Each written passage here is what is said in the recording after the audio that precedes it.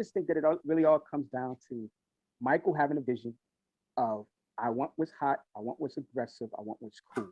And he was brilliant at finding that. And he saw Teddy.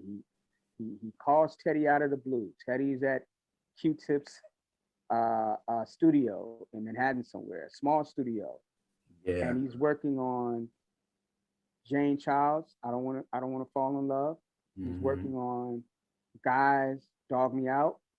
And he's working on an early demo of Remember the Time before even Mike calls. He's just working on a song, you know, just the framework of it. And Mike gives him a call. He doesn't believe it, of course. Doesn't believe it's Mike. Mike, you know, does the Mike thing. You know, like I'm gonna have everything set up for you. You know, bringing up limos and cars and bringing them to the crib. And you know, Teddy walks in, sees a chessboard that has like gold and silver chess pieces, and he moves one, and next thing you know, Michael appears behind him. Oh hell no! Shit. And Teddy falls down, literally falls down, like what? Oh. And Mike's laughing.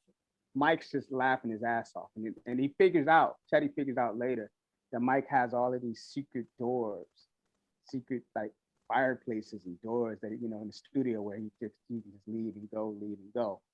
And he tells that story of he's playing some of the songs that he has. I think he's on the 5th song.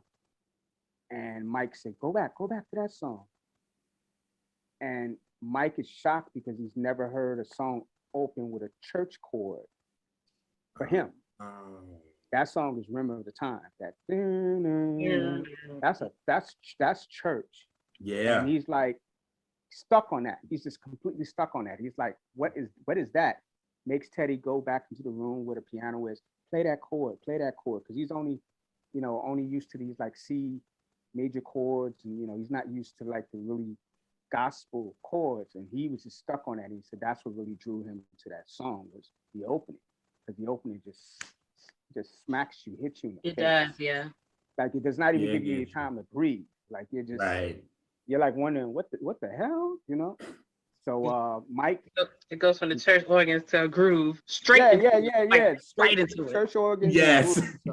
So Mike caught on to that really heavy, and next thing you know, they're just working on, you know, jam. You know, they're working on, you know, in the closet. They're working on, you know, Drive Me Wild. They're working on all these songs, and you know, Teddy's like, it is the hardest thing in the world working with an artist like Michael Jackson, who is a perfectionist, but at the same time, he's Michael fucking Jackson, which means that you got to make some world-beating music. Yeah. You know, you got to make some shit that's going to hit the charts. Right. So, you know, to Teddy's credit, he said, I didn't come in here thinking that I was going to make a pop record with him, because he knew what I am.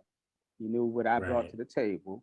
Right. But I understood what was hot and what was on the charts and why my sound was resonating with people. So I gave him some of that, and I took back some of Mike's stuff too. I incorporated the Mike-ness and my stuff together, and then you have a song like, you know, I Can't Let Her Get Away. You know, that's just straight.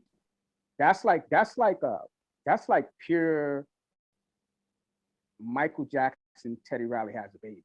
Yes. That song is like the best of both worlds. Like you're getting the New Jack Swing thing, but then you're also getting that propulsive, you know, early 90s Michael Jackson, where he's like just grunting and just hard and just, you know, and then he goes soft with the little, you know, bridge, and then he goes hard with the chorus. You know, that's pure Mike. So I think that song is brilliant.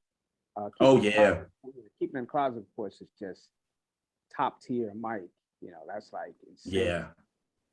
So groundbreaking. So yeah, there was some things going on at that time, and Mike was in the middle of it, and he knew what he wanted.